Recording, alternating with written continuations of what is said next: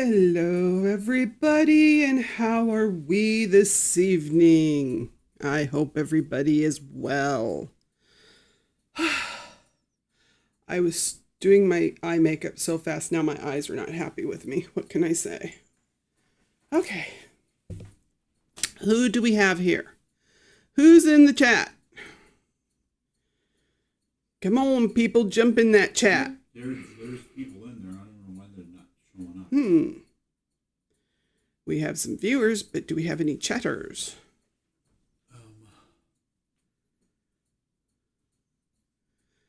Doc is on it.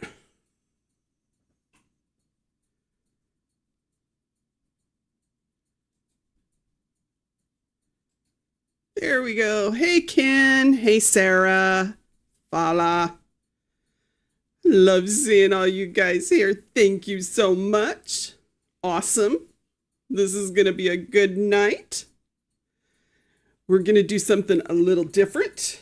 I have two of the recent executions we will briefly cover, and then I'm going to tell you a lovely story. It's about an execution, but it's a good story. So we're going to go ahead and get started. So welcome back to my Truth Seekers.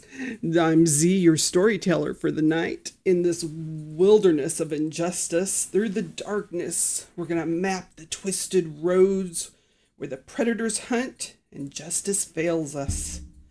As always, my ride or die, Doc is riding shotgun and moving the mic for me so that I'm properly speaking into it. And he's ready to help us uncover the forgotten stories that the system would rather leave buried. So buckle up, it's going to get bumpy tonight, but we're going to lead you through another chamber of chaos here, folks. So let's get started, because we love a good story. Hey, Rogue. Rogue's going to come join us tonight. The Roguester. Okay, and for some reason I have a clock up there that's right over all my words, which does not help. So tonight we're going to talk about, like I said, two recent executions that happened, one in Texas, one in Alabama. And then we're going to talk about death on camera, the Ruth Snyder story. I don't know if anybody has heard this story before, but it's going to be a good one. So the first execution that took place was Moise Sandalva Mendoza. And that was for a murder that happened in 2004. And he killed 20-year-old Rochelle O'Neill Tolson. And Mendoza was 41 at the time of his execution.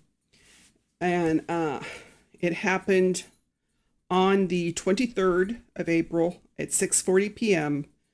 and at Huntsville, which is where they handle that here in Texas. Hey there, Matt. Good to see you. We're so glad you joined us. Hope your pup's doing well tonight. But Mendoza was actually, and this I kind of was shocked. They said he actually faced Rochelle's family. And then he actually told her that he was sorry, for what he had done. And so he said, I robbed you of Rochelle. And, he addressed Rochelle's daughter, Avery, by name, saying, I robbed you of your mother and I'm sorry for this. And then they said that he briefly spoke to his family in Spanish, and told them that he was at peace. And so, but let's talk about the crime that got him there, because to me, that's the interesting part, because when we have a judicial system like we do, oh, good, I'm glad your pup's doing good. She has to get her little bit of trial, Junkies United too. Just come on, Dad. So, since we do have the death penalty, I'm not saying it's right. I'm not saying it's wrong. Everybody has to judge that for themselves. But the thing is, if we're going to have it, then we need to be aware of it. We need to know when it happens. And we have to remember the cases, because that's remembering the victims. And so with Mendoza's, it happened in 2004. He entered Rochelle's home through an unlocked back door. He actually knew her, but he came in and he claimed that they left together. But the prosecution really does not believe that. They think that basically he kidnapped her. And then he abducted her and took her, away from the house, leaving her 6-month-old child there, which you hate the fact that he left a child alone in the house, but you're thankful that he didn't take her and harm her. He SA'd her in a nearby field, then strangled her and then stabbed her, in the throat, and then burned her body to destroy evidence. So he did everything he could to cover up what he was doing. And it makes me think he had a plan the whole time. You don't just, off the cuff say, I'm going to drop by a friend's house. And they had said that he had been there the night before. And so I don't know if that's when he got the idea. We'll never know. But her remains were found 5 days later. And then he was arrested the following day after he confessed to a friend. I love these people that confess. I mean, we can use more of them. Sorry, I had to get a drink. Okay, that's a picture of him, and that's her. She was so lovely. She really was. Her mother, Pam O'Neill, talked about witnessing it and saying that, after 20 years of him sitting on death row, she says, all I can say is he went away with no pain. She says, I wish I could say the same for my daughter, because she knows that her daughter suffered. And she talked about how Mendoza and her daughter had grown up together. They had known each other through school. Ugh, can't talk tonight. And by 2003, they said Mendoza had been arrested for 2 aggravated robberies and was out on bail when he committed this murder. And before then, they said he had been a pretty good guy, and then all of a sudden he started going off the deep end. And the prosecutor, Greg Davis, described him as one of the most violent, sadistic men that he had ever helped convict. And so his legal team, they fought up to the end. They were trying to get him, a pardon, clemency, but no, they didn't allow it. The governor here in Texas, I don't remember the last time he actually gave anybody clemency. I really don't. Oh, Ken, you don't want to do laundry? That's no fun. But it says he's the 3rd person that's been executed in Texas so far. And he was the 13th nationwide for the U.S. And so this one did get some national attention, and because it was on the forensic files. But our next guy, that one happened on April 24th. This guy is a loser. His name was James Osgood. He was 55, and he was at the William Holden prison at the time, where Alabama takes care of their executions. And you can see the pictures of him as he progressed through the ages. The picture below is his girlfriend and him, and she plays a part in this whole thing. But Osgood's crime date back to 2010, and they were horrifying. I mean, there's just no doubt about it. And the prosecutor talked about his girlfriend in the picture. Her name was Tanya Van Dyke. She was a cousin of the victim. And they had a fantasy, the two of them, of deleting someone. And they chose her cousin. And that was Tracy Lynn Brown. Tracy was a 44-year-old nursing student. She just recently divorced. She had a child. You know, she was getting her life back together. You know, and she was really at a good point when these two broke into her house, assaulted her, the two of them.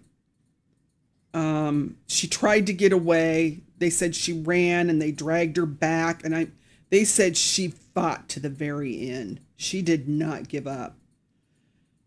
But she didn't make it. And so this prosecutor, he said this was the most gruesome scene that he'd ever seen because it was brutal. He too also used a blade. But her cousin, Tanya Van Dyke, she took a plea deal. So she's in jail for life. And she should be. Maybe she should be with Osgood. But justice took time because he was convicted in 2014. And then his sentence got overturned in 2018. But he insisted that they go ahead and resentence him and give him the death penalty. And they were asking him, well, why? And he says, well, I believe in an eye for an eye. And he says, I murdered, so I need to die. And nobody disagreed with him. So his final day, he had 11 visitors. He also requested pizza for his last meal.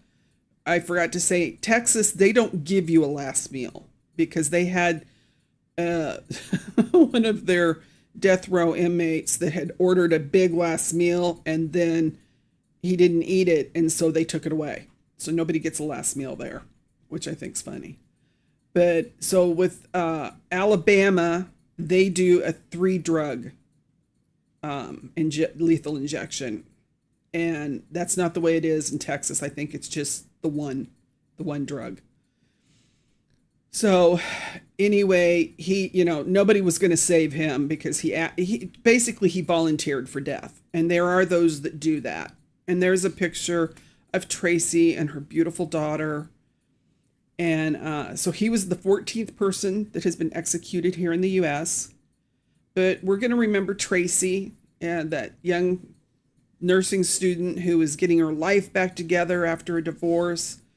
You know, her family said that she was hardworking and fun-loving and had so much to live for, and that, you know, she missed out on her daughter. She didn't get to meet her grandchildren.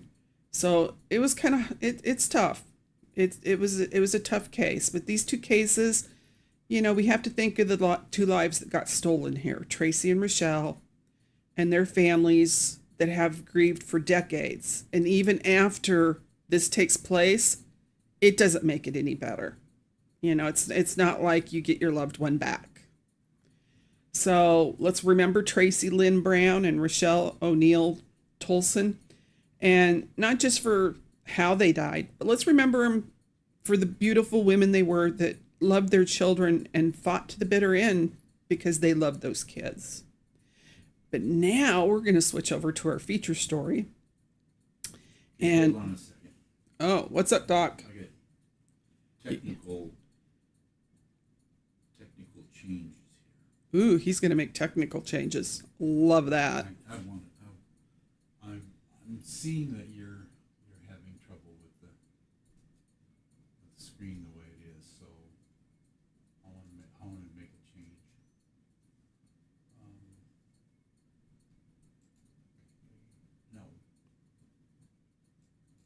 No. He's up to something, guys.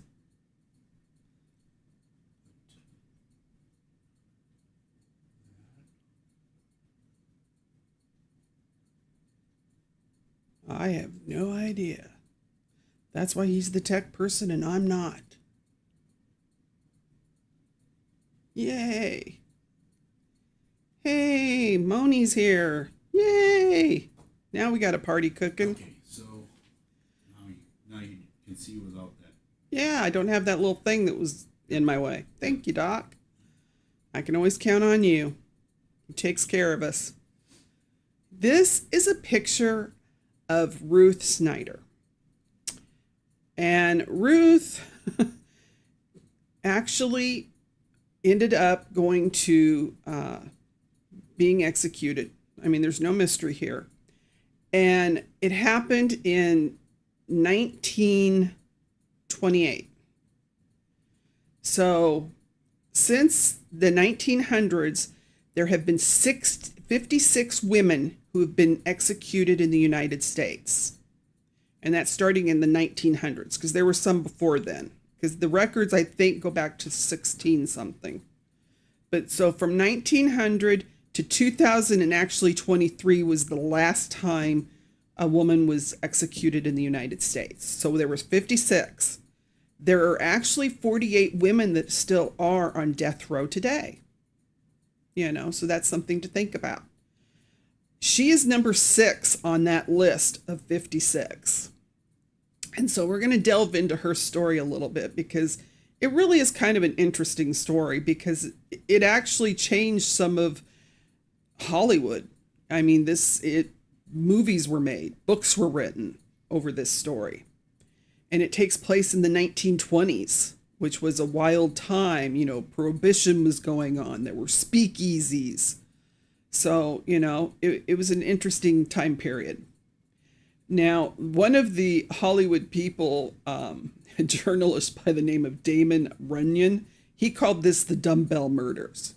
Not because dumbbells were used, but because they were so stupid. No, why do I have that thing up there, dear? Oh, I'm sorry. And so I'm going to set the scene for you. It's 1927.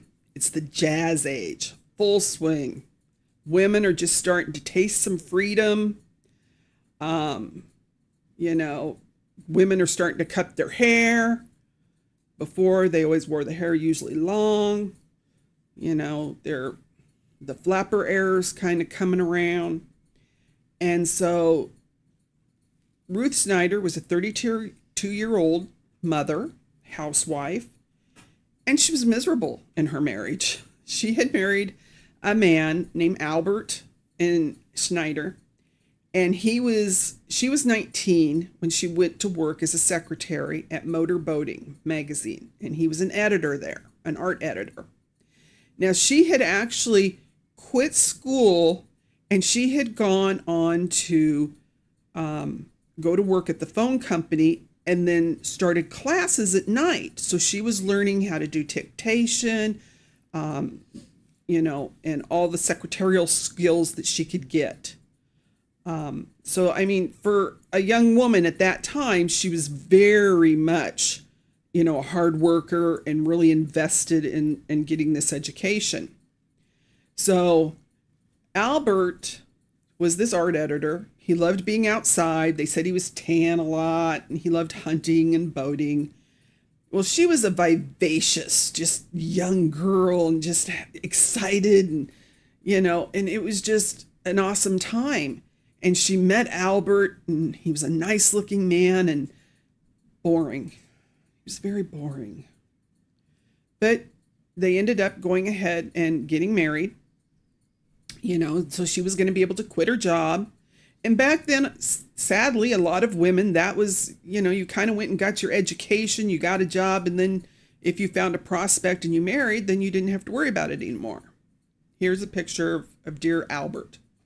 Now, even her mother-in-law said Albert was gloomy, he was evil-tempered, he was glum. Some of her friends called him a stick because he was a stick in the mud. So, and other people looked at him and thought, this guy, he takes care of his family, he has a good job, so you had these two different sides of Albert. So he was 44 at the time this happened, and he was a homebody, and he liked to stay home. And he had been engaged to Jessie Gilchard. Yeah, Gilchard, I think was her name. And she had died, and he was hung up on her. She had been gone for 10 years, and this man was still hung up on her. He was married. He had a child, but he was still in love with Jessie. He actually had her photo hanging in their house. When he got a new boat, he named it after Jesse. And, when Ruth kind of had a little fit over it, he he flipped out on her like, I don't know what your problem is. Jesse's the finest woman that I have ever met. He's saying this to his wife.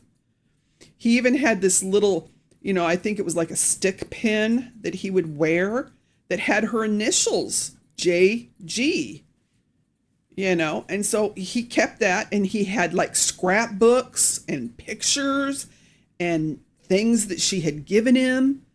So this man had been carrying on this whole time, this love affair with a dead woman. So the little stick pin's going to come into play. So just kind of pin that pin, because we're going to come back to that.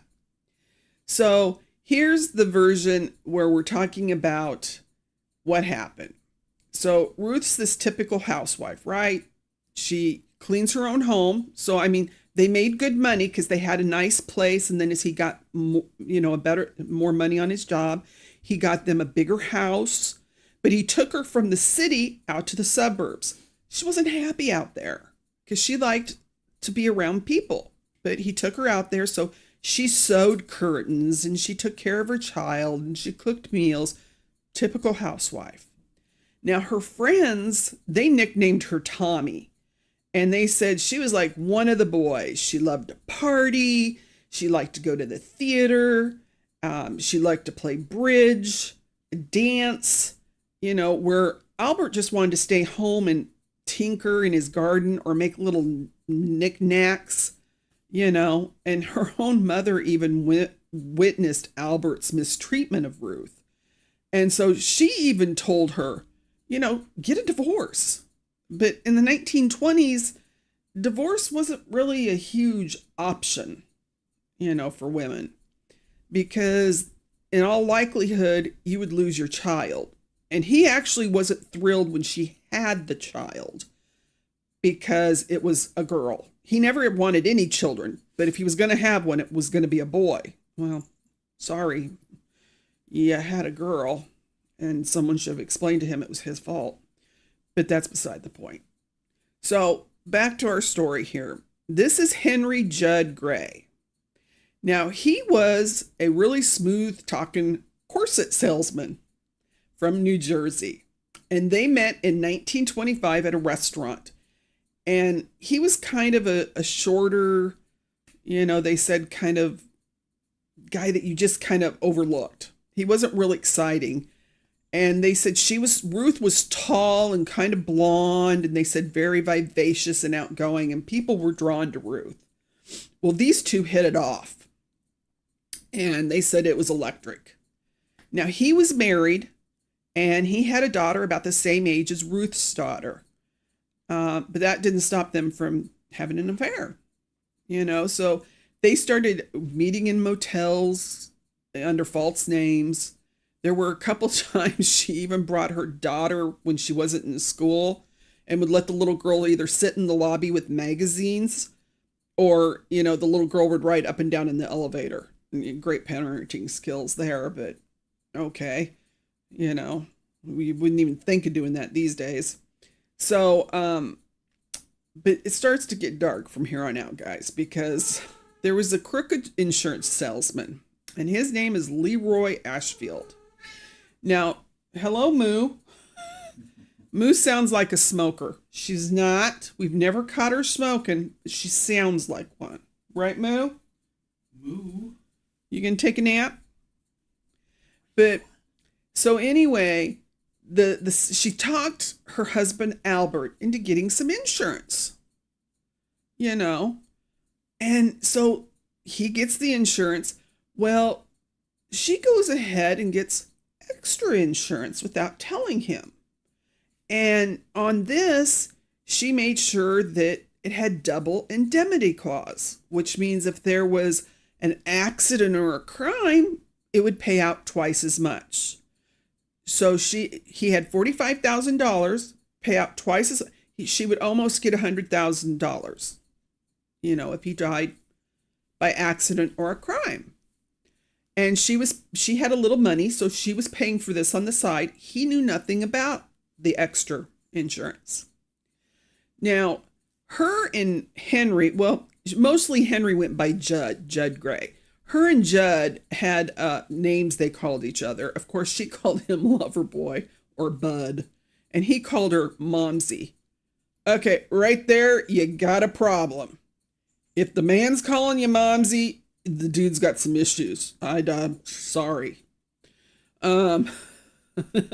Thanks, therapist, Well, she looks like a little cow, our little Moo does. But, so anywho, it's hilarious. So Mumsy and Loverboy here were, talking about what they should do, because she was telling him that Albert was mean to her and violent at times. And she had actually tried to delete Albert herself. She had tried to poison him. And when he tasted something funny in his booze, he said, well, they must have got a new supplier, because he was getting booze on the side. So he tossed it. One night she supposedly did something with the gas and left the house, hoping that while he was sleeping, he would, just go to sleep. But he woke up. So she tried a couple of different things, and Albert, who she called the big crab, just was not being deleted. So on March 20th, she had finally talked Judd into helping her, because she said, this is the only way that we're going to be together.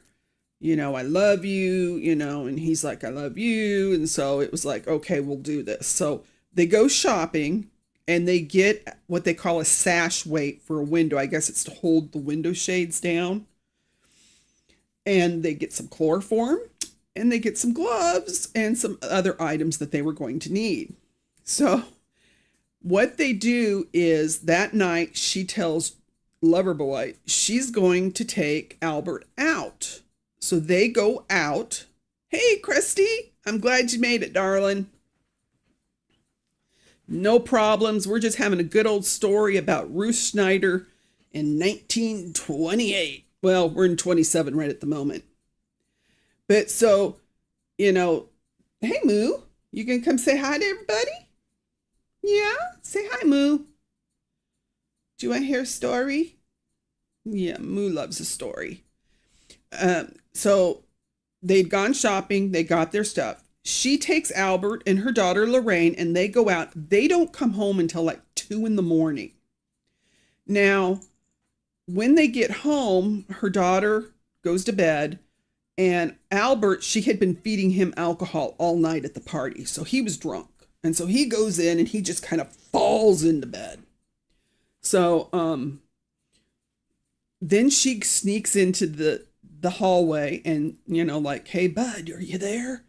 And so then they come into the room, and she's on one side of the bed and he's on the other. And this is according to Judd here, or Loverboy.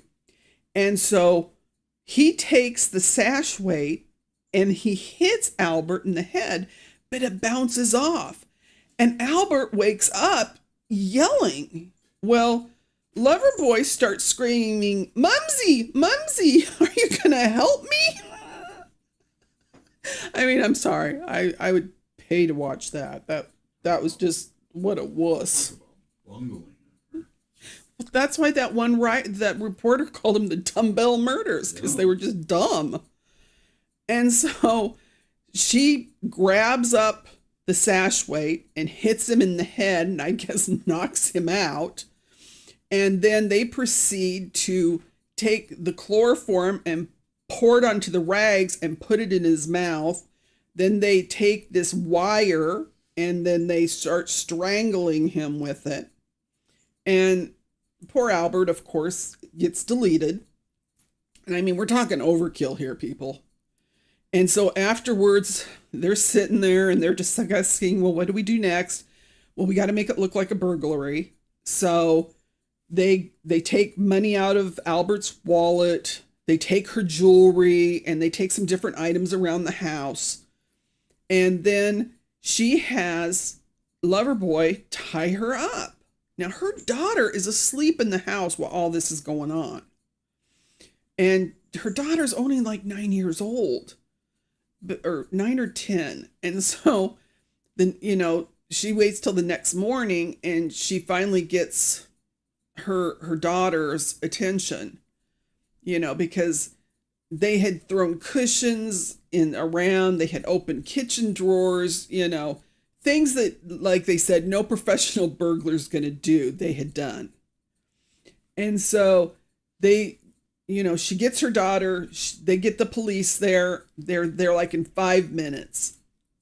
And so she tells them 2 big Italian guys came in, I guess because it was Prohibition times, you had to, maybe the mafia thing was what she was going for. Ruth was Norwegian. She was, in Swedish. So she was a Scandinavian, and her husband, Albert, was German. So they're blaming the Italians. I mean, let's face it. People just always have to blame another race anymore. It's just sad. But back then, they were going to blame the Italians. So she's telling them, these people broke in, and the next thing I woke up and I'm on the floor and I'm tied up, and my poor husband. And so, of course, they find Albert deleted. And so they start asking her a few questions, and they're looking around and things aren't making sense. For one thing, they find her jewelry under a mattress, the jewelry that's supposedly stolen.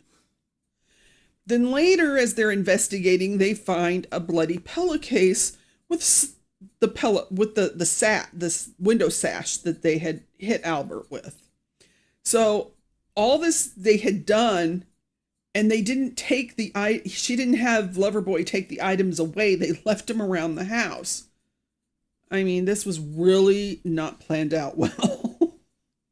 And so then they found that a little stick pin with the initials JG. Remember, I told you it was going to come in handy. That was for Albert's ex-fiancée that had passed away, Jessie. Well, they didn't know that. They thought, well, someone must have been wearing it and it dropped. Well, they got her date book out, or her phone book, and there were like 28 male names. And they looked for some JGs. Well, they found Judd Gray. And so they asked her about him. Well, she right away tells them, well, I guess he confessed. Yes, he did. Which they hadn't even talked to him yet. But yes, he did. And so she confessed and tells them, yeah, we did this. And so then, of course, they're both arrested, taken to jail. Well, the trial was insane. It was just like, a holiday back then, it was bad. And they said there were like 1,500 people packed into the courtroom daily, with 2,000 more people standing outside. Vendors were selling fake tickets like it was a concert. They were $50 souvenirs and those were for the tickets. And then they had souvenirs and pins that were shaped like the murder weapon for 10 cents. The New York tabloids were going crazy. The Daily Mirror, the Daily News, the Daily Graphic. They were all having a war over who would get the best headlines. But here's where we kind of see a little bit of a double standard, okay? Because some of the headlines kept talking about the granite woman and the putty man, because they decided that she was just like granite and mean, and he was just like putty, just being, he was just hypnotized by Ruth's feminine wiles. And he said she would place her face an inch from mine and look deeply into my eyes, and until he was just completely gone. He had no control. Now, the interesting thing is, they found he had been messing with more than one woman. Ruth wasn't the only woman he had on the side, along with having a wife. So that yeah, he was in. And another thing that he did is he actually told Ruth he would borrow money from Ruth. And when Ruth would try and tell him she didn't have money, he'd tell her that, well, maybe I need to talk to Albert. So he was probably doing that to these other wives, you guys. This guy was just a sleazeball that sold women's corsets. And so, which got him in line with women. So he got to meet a lot of them. Matt, you're right. It did sound like a Three Stooges movie. It was bad. I guess neither one of them had ever read a book. They did a really bad job, which is good for Albert. But so the most striking suspect of the case was the double standard we're going to see with how they're treated. Because at first they said that Ruth was a very, pretty girl, and then all of a sudden they switched because they were going to be like, well, we can't be saying that she's pretty. So they started talking about how bad she was, and that his defense team, followed up Gray's shocked wife's suggestions because she was like, he's got to be insane. That's the only question for this. So they had 4 alienists tap his spinal fluid, x-ray his head, and interview him for days. And they couldn't claim that he was insane. Now you might say, what is an alienist? Because I had to find out. That's what they called the psychiatrist back in the 20s and 30s. Particularly if you worked in an asylum. You were an alienist. And so these were the guys that came in to check, Loverboy out, but he wasn't insane. He was just a wimp. And so, the physical descriptions really get bad because, like I said, they said she was beautiful. Then they quickly said that she was heavy and coarse with rough skin. And her mouth was cold and hard, and she was unsympathetic. And, they said she was had a masculine jaw, where they talked about him being such a nice appearing gentleman. He was very affable. And they compared her to Lucretia Borgia. They compared her to Miscellanea, which was the third wife of the Emperor Claudius, who ended up being deleted by him because of her immoral ways. And they even talked about her being Lady Macbeth. So they really were painting her horrendously, while he was just like this poor simp that just, we all got to feel so bad for him. And so then Ruth was called everything from a fiend wife to the ruthless Ruth, the Viking ice matron of Queen's Village. They brought in phrenologists, and these people read skulls so that they could say that, well, that showed her treachery and also her polygamous disposition, that's why she was like that. Nowhere did they talk about how badly her husband treated her. Not that that's an excuse for deletion of your mate, but I mean, it's just like she was just so evil, while poor little lover boy was just a simp. One of the playwrights, he was the one, he said, if Ruth Snyder is a woman, then by God, you find some other name for my mother, wife, or sister. It was like, people just went crazy. Hey, the crime addict's here. Thank you. So now we're going to get this infamous execution photo. And before we get to that part, we're going to put some context here, because Ruth was actually born Ruth Brown on March 27th, 1895. Her, like I said, Norwegian and Swedish immigrant parents.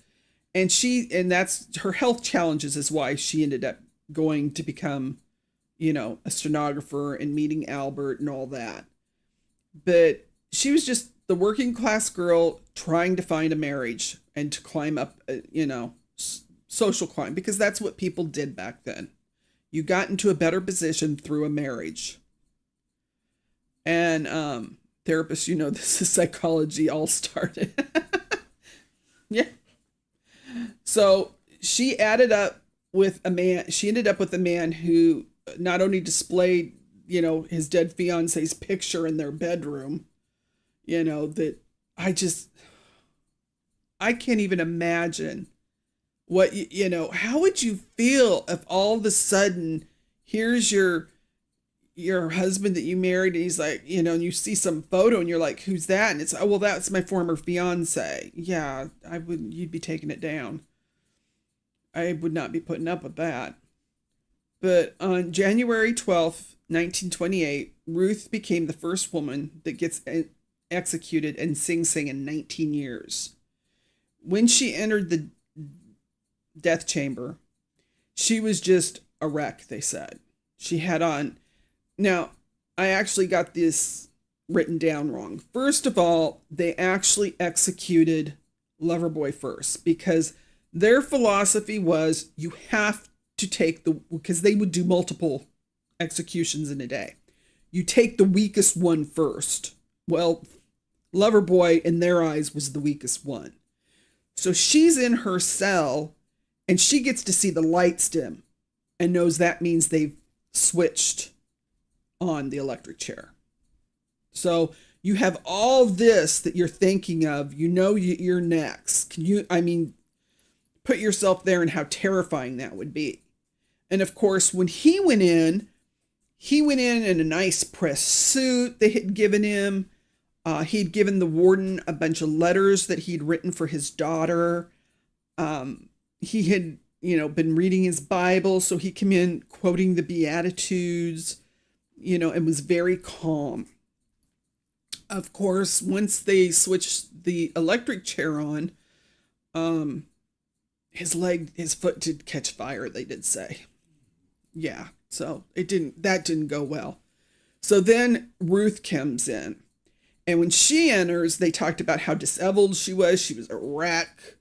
She had on this drab prison shirtwaist and smock. They said her blonde hair had almost gone gray since she had been in there. And when she saw the electric chair, they just said, Jesus, have mercy on me, for I've sinned. She lost it. In fact, two of the female wardens had to kind of pick her up and take her to the chair because she couldn't cope. And I'm sure if, Loverboy had kind of caught on flames, there was probably some smell there that would not be nice. And so they get her to the chair and they get her strapped down and they put a football helmet on her that they have wired 2,000 volts to. They pull one of her stockings down because they have to put an electrode down on her leg. And of course, she's like, Father, forgive them, for they do not know what they do. And the chief executioner at the time was Robert Elliott, and he's the one that gets to throw the switch. He actually had people that wrote in and asked them if he could step in for them because they felt that, she needed to be punished because women were going wild, and they needed to be stopped. And so, of course, Robert Elliott's the one that did it. And the journalism that was made that day was insane because the New York Daily News had smuggled in a Chicago Tribune photographer, Tom Howard. So they didn't want any of the photographers that were from New York. They got one from the Chicago office because nobody would know him. They set him up with a camera they put to his foot. It'll be in the next pictures. And so just as the chair went, he just had to lift his pant leg and he snapped a photo.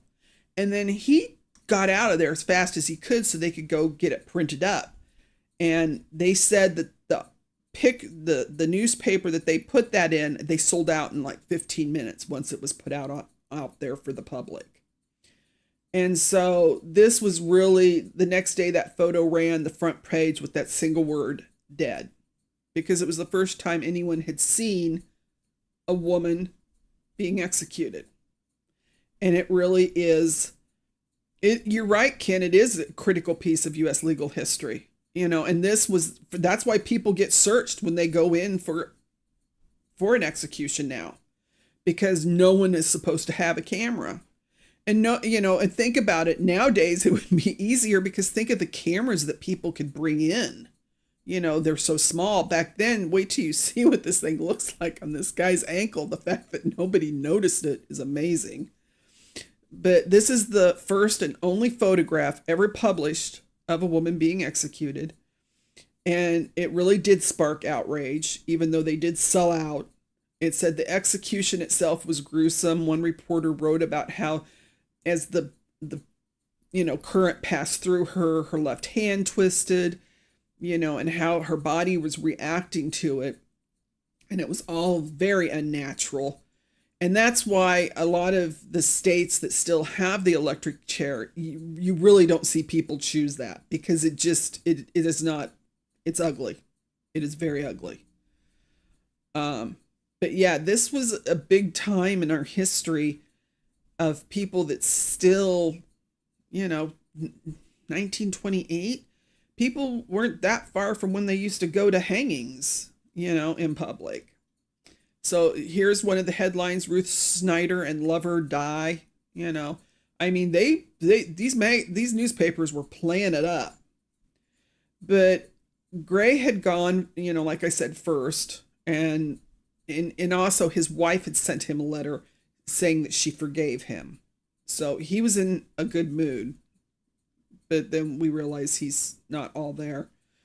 And then the contrast was, she had been crying and she was hysterical. So, they kept talking about that. And then Robert Elliott, the executioner, they said he really suffered because he had a hard time that it was a woman that he was doing this to. And they said that he had a nervous collapse and ended up being confined to his bed in a physician's care. So that, Robert did not fare well over this. But it really changed American culture.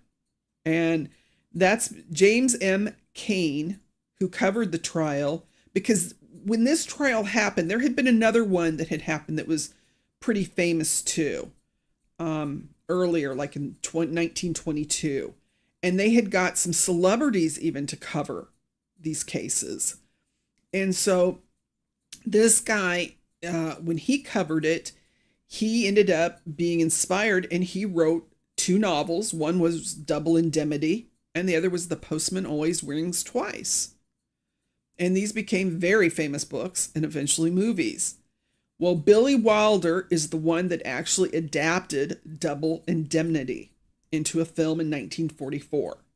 And he had to really navigate the censorship back then because there were a lot of rules. Nowadays, you can do just about anything on TV, but back then you couldn't.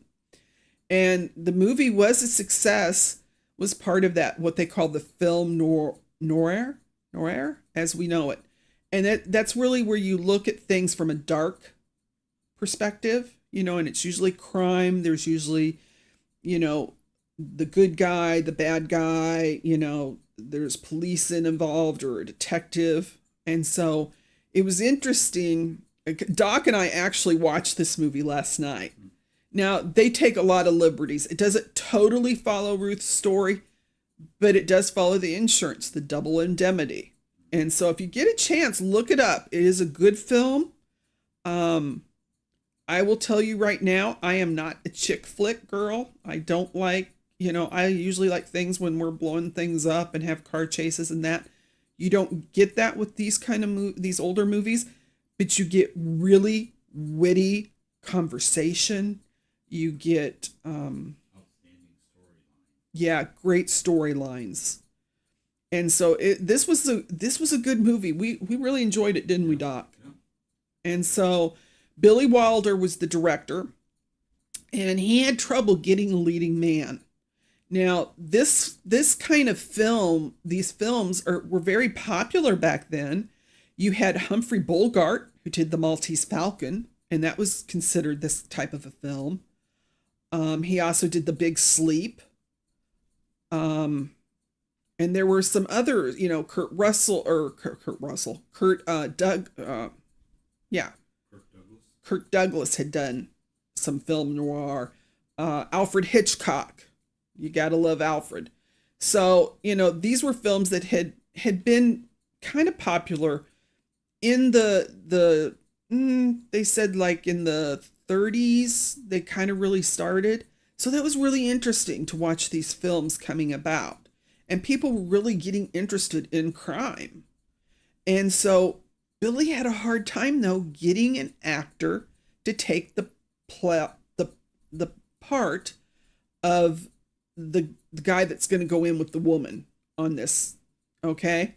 And so he said, everyone was worried about their reputation. What, you want me to play a murderer?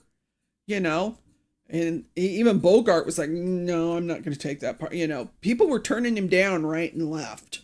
And so you kind of had to feel sorry for him. And so he finally got a hold of Fred McMurray. Now, I don't know if any of you remember Fred McMurray. My Three Sons might have been on old TV. If you check out some of those channels, he played a dad with three sons that, and he was kind of a comedic actor. And so, he said, Billy said, did you read the script? He goes, oh, it's a great script. He goes, well, what do you think about the part? And he goes, who, me? He said, I'm a saxophone player. I'm a comedian. What would you want me to act? And that's literally what he said in a speech years later to Billy. He goes, that was the first time I thought they really want me to act. But he took the part. Well, Edward G. Robinson, who we all know likes to play, either the cop or the bad guy, they wanted him to be in the movie. Well, he was a little not sure about it because he was going to be like the third one down. He wasn't going to be the headliner anymore. He was getting older. But then he realized that they had promised him the same amount of money that he was going to give to Barbara Stanwyck, who was going to play the femme fatale, and to Fred McMurray. And he thought, hey, I get the same pay, less work. Okay, I'll do it. Hey, fella, glad you joined us. And so he went ahead and, said he'd do the movie too. And then Barbara Stanwyck, she was really not sure because she was doing a lot of comedy at the time too. And she was also a theater person. And so she said, I love the script and I love you, but I'm a little let's see what it say. I'm a little afraid after all these years of playing heroines to go into an out and out killer. And Mr. Wilder, and rightly so, looked at me and he said, well, are you a mouse or an actress? And I said, well, I hope I'm an actress. Then do the part. She says, I did, and I'm very grateful to him. She became, after that part, the highest paid actress due to doing Double Indemnity because people saw more out of her. So it's a side point, the movie and how it played into this story, but it really intrigued me how they interplayed with each other. But the real tragedy is Ruth and Judd's children, Lorraine Snyder and Jane Grey. They ended up growing up without their parents, having to listen about their parents' crime, how it was immortalized in books and movies. And the interesting, I've tried really hard to find out about Lorraine Snyder, but there really is no information. Her mother had put her in, or her grandmother had put her in a Catholic home when this first all happened. And then she didn't want Lorraine to come see her in prison. So what she did was she wrote a letter and she told her mom that, when Lorraine got to an age, let her have the letter. And Lorraine did realize after a year that both of her parents were gone, but she really didn't understand what had happened. Now, the mother and also her father's brother or her uncle were good. The uncle was going to try and fight for custody, but the grandmother got custody. There was a fight over insurance money, but like the insurance company said, we're not paying out because, you know, it was under false pretenses that the man died. They took him out. We're not paying you for that. So they didn't get the money. The grandmother had a hard time trying to sell the house because nobody wanted to buy the house because a murder had happened there. And so the grandmother had a tough time. But this really kind of just exposes in the 1920s how America, the punishment for women, really defied the social norms. While, both committed the same crime, adultery and murder, they really focused on the adultery and murder for Ruth, but not for him. Loverboy they never talked about him committing adultery, which he was.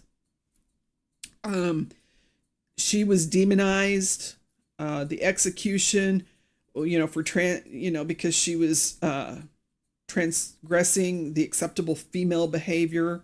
In fact, there were people in government that were saying that they had to do something because otherwise it was just going to get outrageous, the crimes that women would commit if they were having affairs and, doing these kind of things. So it really became an issue at that time, which is kind of interesting when you think about it, because now today we see people are going insane with committing crimes.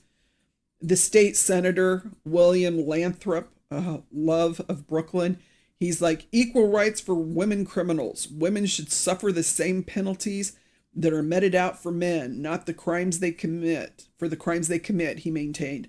If a woman enters the competition with men, she has a chance to gain the same ends, and I see no reason why she should not suffer the same penalties.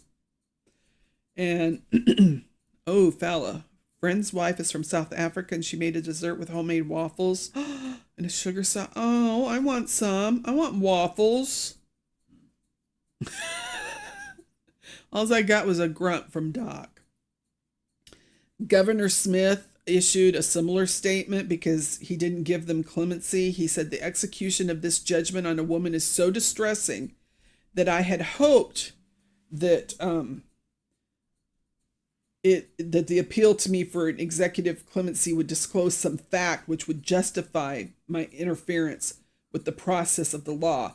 But this did not happen. He said, the New York Times was happy with that. And he says, equal suffrage has put women in a position they are equal to men before the law. They must pay the same penalties for transgressing it, which is kind of interesting when you think about it. And really, you don't see a lot of women, like I said, there's 44 women right now that are on, 48, I'm sorry. 48 right now that are on death row. The last one that was executed here in the U.S. was in 2023. Here's a picture of Tom Howard as he was getting fitted for the camera that was going on his leg. We got to remember the past because the lessons we learn from it shape our future. So let's keep questioning things. Let's keep asking questions. To me, this was an interesting case. It happened so long ago. She was, like I said, only the sixth woman from the 1900s that had been executed. And this story just intrigued me. I hope it intrigued you guys. Tonight we do have a young girl who has been missing from Fort Worth. Let's have Doc pull that up. You see Ken is a black and white gumshoe detective lawyer. Yeah, I could see that. Okay. I didn't get a chance to put all the information in here, so let me get this up on my screen so I can read it to you. This is Sarah Isabel Martinez. And she has been missing since December of 2924. So December the 29th of 2024.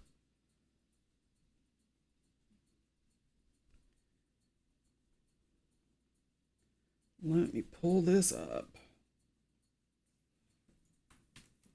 This is how bad my eyesight is. I need a dog. She said that they said she was last seen wearing a black tank top and a black ripped up hoodie, her black JanSport backpack, her Adidas gym bag. She had white DC shoes are missing from the house, they said, the family said. Sarah tends to be a homebody, but does like to go to the mall, the park, and Grapevine. Sarah may be dealing with anxiety and depression. She's 17. She's Navajo and Hispanic. She's 5'2" and 100 pounds. She has dark brown hair, black with purple highlights and brown eyes. She wears glasses. They said that, let me see if I can get this one pulled up. She was seen around 3:27 a.m. on the 29th. She had been, they believe she had gotten in the car with a young man, but they don't know who. There has been no activity or social media. They really think she's in danger, and she could have changed her hair color, may not be wearing glasses. So if you think you've seen her, please contact the authorities. There's a $5,000 reward. Like I said, she's part of the Navajo Nation and Hispanic. We need to find her. She needs to be found and make sure she's okay. The poor child, sad to say, might need to check with immigration, because they sure seem to like pulling people and shipping them off. And let's hope that that hasn't happened to her, because she's a beautiful young lady. But something's happened to her. So we need to find her. She needs to come home to her family, because that's important. So Sarah Isabel Martinez. Let's see if somebody sees her. Let's get her picture out there. Like I said, Fort Worth, Texas was the last place she was seen. But like we know, if somebody has taken her, that doesn't mean she's anywhere close to here now. And that's the thing. So make sure that you are keeping aware. Make sure that when you're out and about, you're not always on the cell phone looking down. Therapists, had shared that the hand sign was like this. If somebody is in need of help, I think I'm doing it right.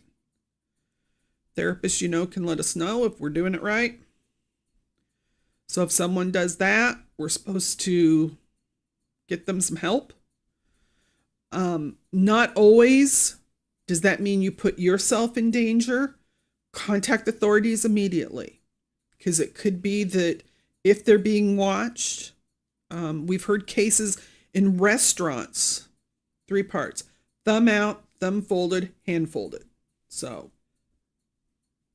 folded like that. Hopefully we did it right. But we've heard cases where waitresses have noticed something like a child that definitely doesn't belong with someone. And what they do is they go and they contact the authorities and keep acting normal, because you don't want to tip off the crazy person that might harm the child or others in the vicinity. So if you see someone that needs help, don't be afraid to, step back, get a hold of someone that can do something, because you don't want to put yourself or them in more danger, because they could end up hurting you, or they just could hurt the person that you're trying to help. So that's what you don't want to do. But that's what we got for tonight. Of course, Thursday, we'll have another case that's going to actually come out of Canada on the First Nations, unless something big happens that we think we need to cover. But right now, that's what the plan is. If anybody has a case or something they want looked into, hey, let me know. If you liked the older cases like this, let me know that too. I don't mind covering some of them. Sometimes it's fun to dig back into history and see how things have come along. So I don't mind doing that. It's kind of fun to see, how far we've come or how far we haven't come.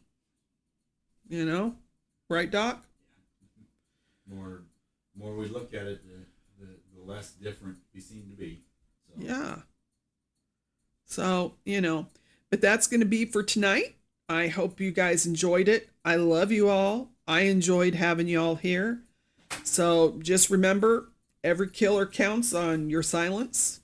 Don't be the reason we're telling another story here on the channel. If you know something, say something. Because that wasn't a mannequin, and it never is. Love y'all. Good night.